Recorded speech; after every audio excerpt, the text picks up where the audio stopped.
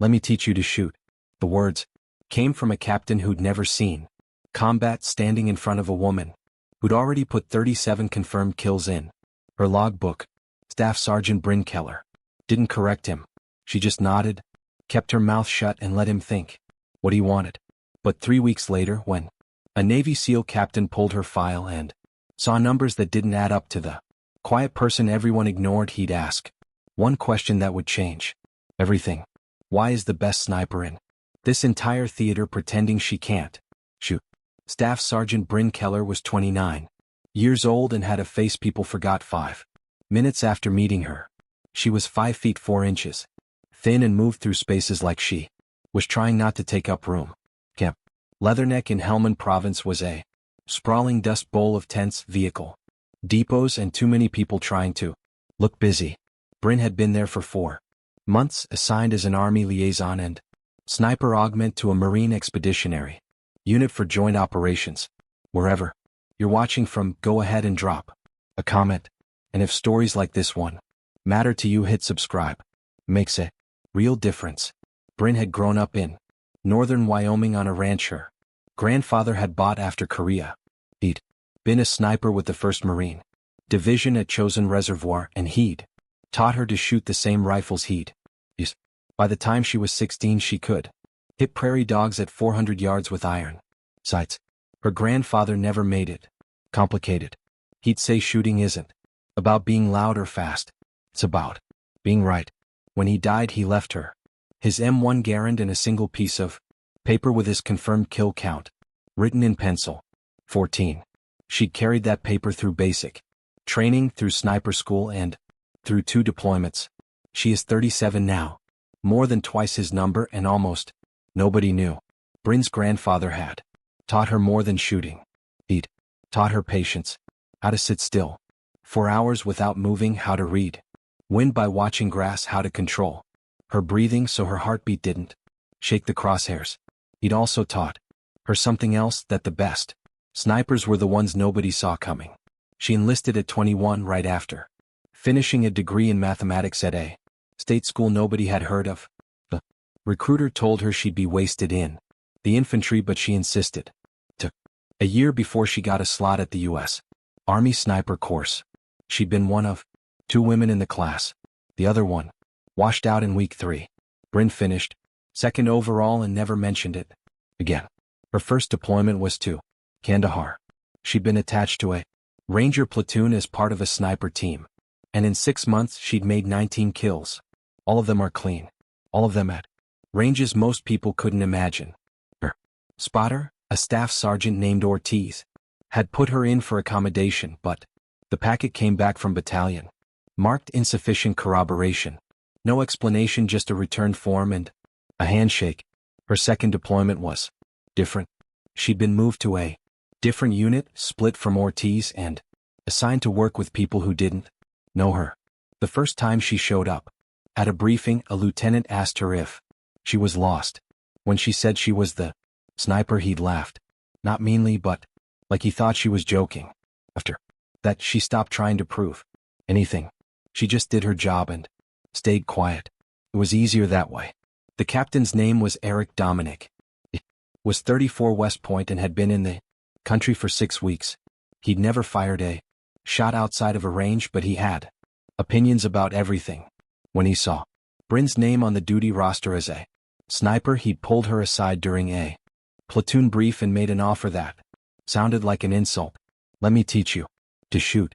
I did competitive rifle in college. I can show you some things. Bryn had been holding a data book, the one with her kill log inside. She closed it slowly and looked at him. That's generous of you, sir. Thank you. He smiled like he'd just done her a favor. Don't mention it. We'll start next week. She never went, but the damage was done. Word spread fast in a place like Leatherneck. The new captain was teaching the girl sniper how to shoot. People started looking at her differently. Or rather, they stopped looking at all. When mission briefs came down and sniper assets were requested, her name got passed over. They picked other shooters, men with fewer kills and worse scores. Bryn stayed on the bench and said nothing. It went on for 2 weeks. Then a request came through from a SEAL task unit operating in the northern part of the province. They needed a precision shooter for a high-value target interdiction. Multiple candidates were available, but the tasking came with a strange note. Send your best. No politics, no preferences. Is best. The operations officer pulled files. He looked at scores at confirmed kills, at range qualifications, and then he looked at Bryn's file. His face changed. He called her in and asked her one question. Why didn't you say anything? She'd shrugged. Nobody asked, sir. Bryn sat outside her tent that night with her grandfather's paper in her hand. The pencil marks were faded, now smudged from years of being folded and unfolded. 14. She traced the number with her thumb. She thought about the last time she'd seen him 2 weeks before. He died. He'd been in the hospital, lungs failing, but his mind was still sharp. He'd asked her if she was still shooting. She'd said yes. He'd asked if she was any good. She'd said she was trying. He'd smiled, the kind of smile that didn't need words, and said, "You're better than trying. I can tell." It thought about the men who'd passed her over, the ones who looked at her and saw someone small and quiet and assumed that meant weak. She thought about Captain Dominic and his condescending smile. Let me teach you to shoot. Like she hadn't been doing this since she was 10. Like her logbook wasn't full of names and distances and wind calls that would make most shooters sick. It wasn't angry. Anger took energy, and she didn't have any to waste. She was just tired. Tired of being invisible, tired of being overlooked, tired of pretending it didn't matter. But it did matter, because tomorrow she'd be heading north to link up with a SEAL unit. And for the first time in months, someone was going to see what she could actually do. The SEAL task unit was operating out of a small patrol base near Mario. Bryn flew in on an MH-60 at dawn and was met by the unit commander, a Navy captain named Vincent Shaw. He was 51, lean, gray at the temples, and had the kind of eyes that didn't miss anything. He looked at her for a long moment, then nodded. "You're Keller?" "Yes, sir. I read your file. 37 confirmed enemy Kia. That number real?" "Yes, sir. Personal log. Corroborated by after-action reports and spotter witness statements." He handed her a folder. The target was a Taliban financier named Haqqani, moving between safe houses in a rural area west of the base. Intelligence had him pinned to a compound, but the window was narrow. They needed him gone before he moved again. The problem was the distance. 1,800 m across open ground with no cover. For an approach, the only option was a single shot from a Reggio line overlooking the compound. Higher headquarters had validated the HBT tag and granted engagement authority under the ROE. Shaw walked her to the operations center and spread a map on the table. The other SEALs watched her quietly. One of them, a lieutenant commander, looked skeptical. "She's in the army." Shaw didn't look up. "She's the best shooter in the theater. That's all you need to know." Bryn studied the map. The shot was manageable but not easy. The wind would be tricky, coming across the valley in shifts. The angle was steep. The target would likely be moving. She asked about drone coverage, about expected activity patterns, about weather forecasts. Shaw answered every question. The lieutenant commander stopped looking skeptical. They moved out at 0400. Bryn went with a small element. Shaw, 2 SEALs, and a spotter named Ren, who'd worked extreme range before. They climbed the ridge line in darkness, moving slowly and deliberately. By the time the sun started rising, they were in position. Bryn set up her rifle, a custom M210 enhanced sniper rifle chambered in .300 Winchester Magnum that she'd been using for a year. Went range the compound with a laser designator, 1830 m. They built the ballistic solution together, feeding atmospheric data into a handheld Kestrel ballistic computer. Temperature, barometric pressure, humidity, angle, ammunition, ballistic coefficient. The solution came back with a heavy elevation correction. Windage was variable. Went glassed the valley through his spotting scope, reading mirage and calling wind shifts. The radio crackled. "Target is mobile.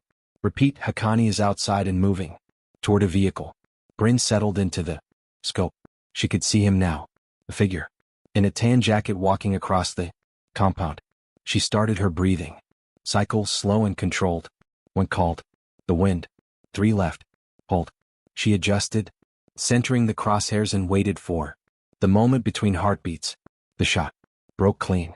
The rifle bucked and Bryn stayed in the scope long enough to see the impact. The bullet had been in the air for just over 3 seconds, falling dozens of meters from the bore line.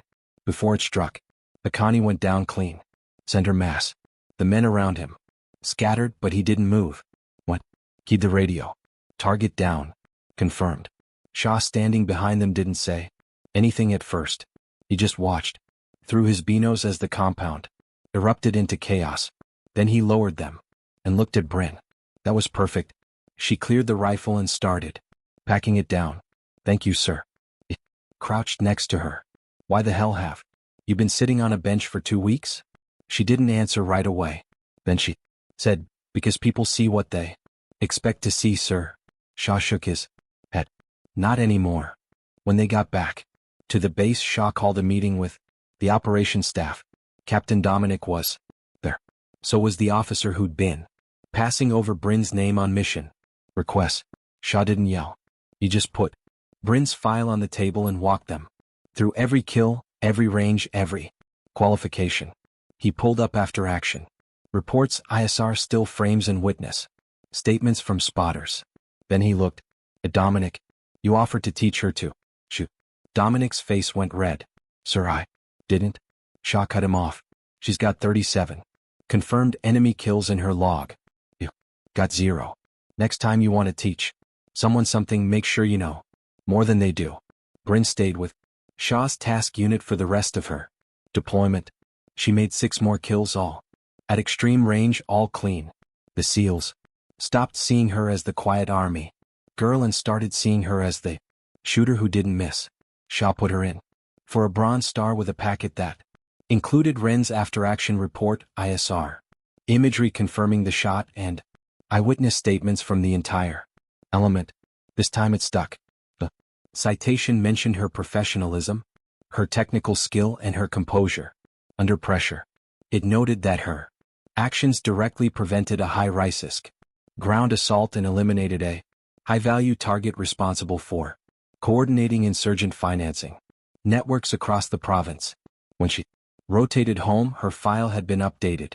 37 became 43. Her grandfather's paper stayed in her pocket, but she didn't need to look at it as much anymore. It knew the number, and now so did everyone else. Captain Dominic never offered to teach anyone to shoot again.